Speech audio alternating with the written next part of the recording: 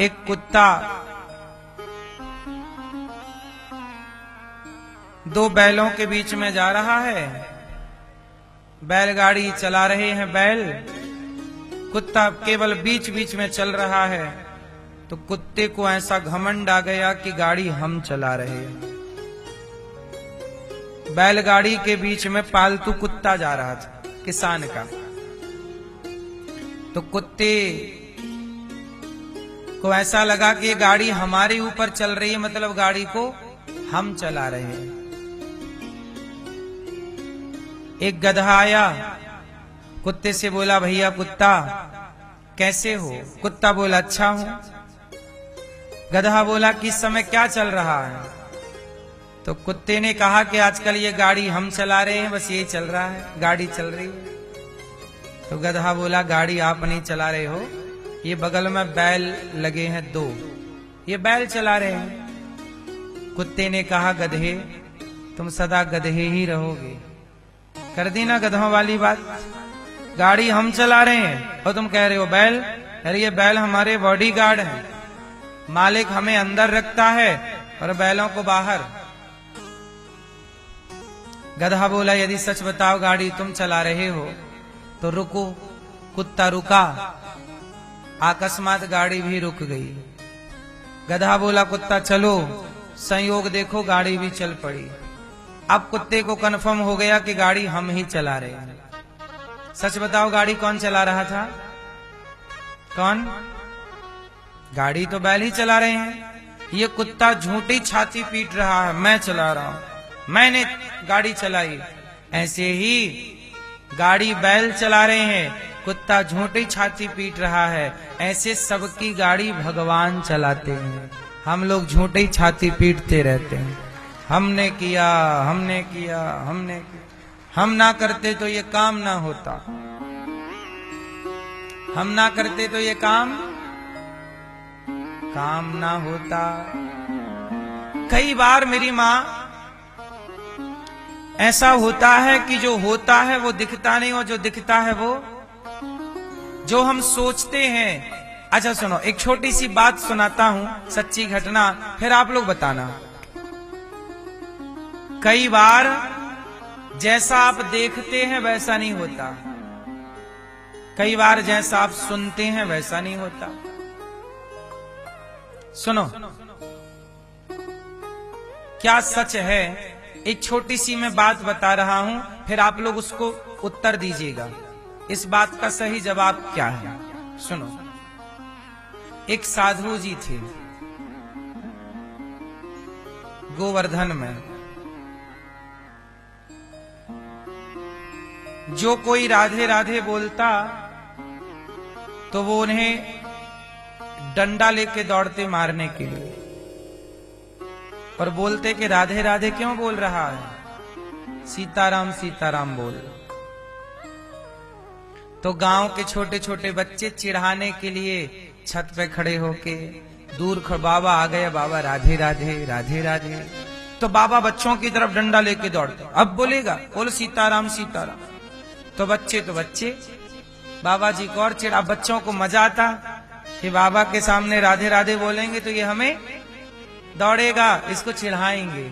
जो भी मिलता राधे राधे बोलता तो बाबा जी बोलते सीताराम सीताराम बोल, मारेंगे नहीं।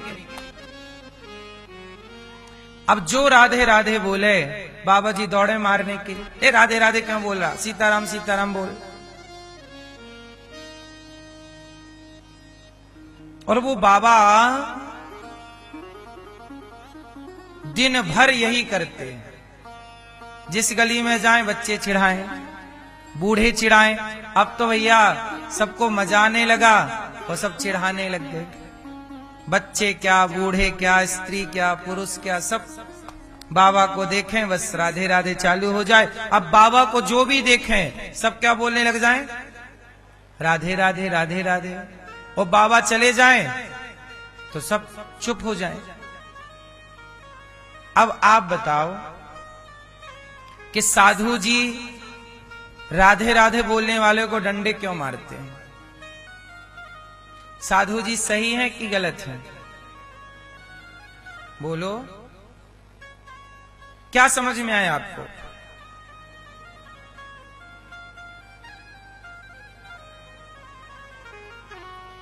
साधु जी से बोला गया कि महात्मा जी आप ऐसा क्यों करते हो?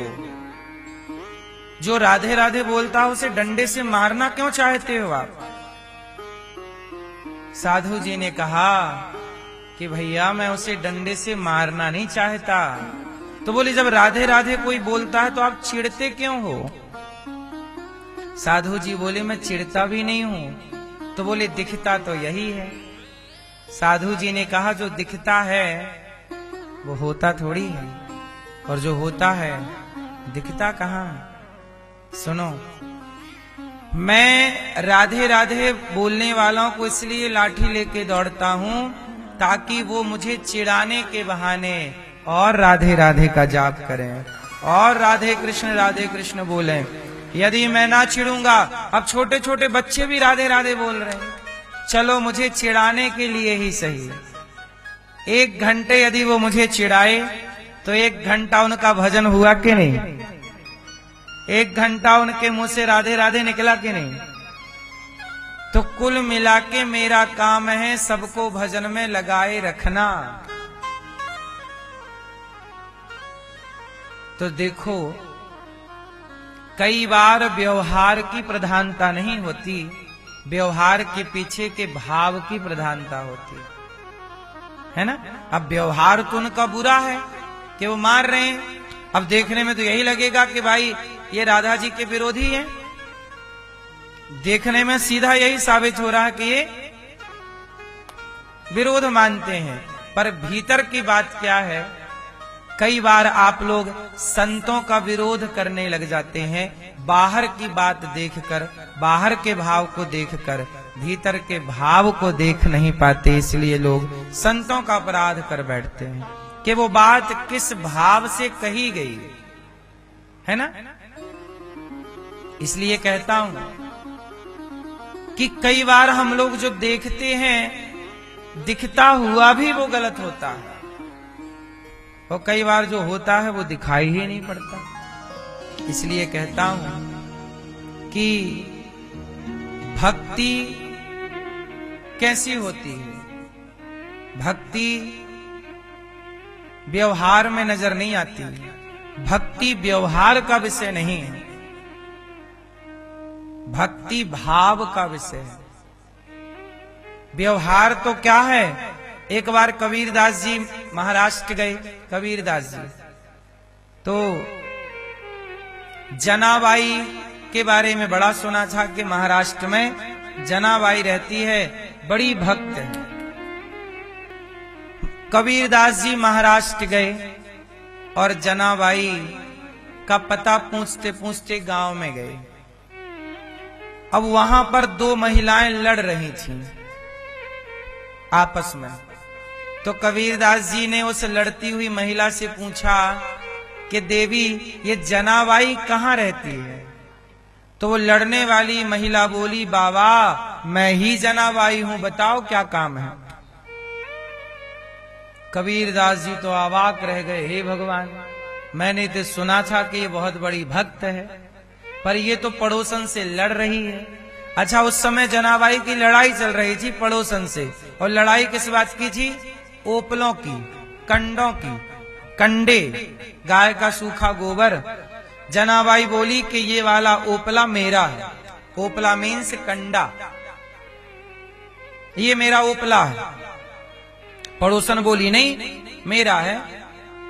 अब कबीरदास जी बैठ गए, बोले हे भगवान मैंने तो सुना कि तो बहुत बड़ी भक्त है, ये तो ओपले के लिए लड़ रही है।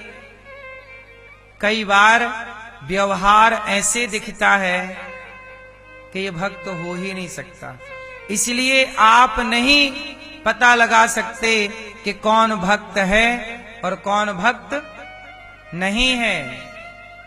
कबीरदास जी बोले कि अच्छा ये बताओ जना, ये तुम्हारा ओपला है, ये क्या प्रमाण है तुम्हारे पास?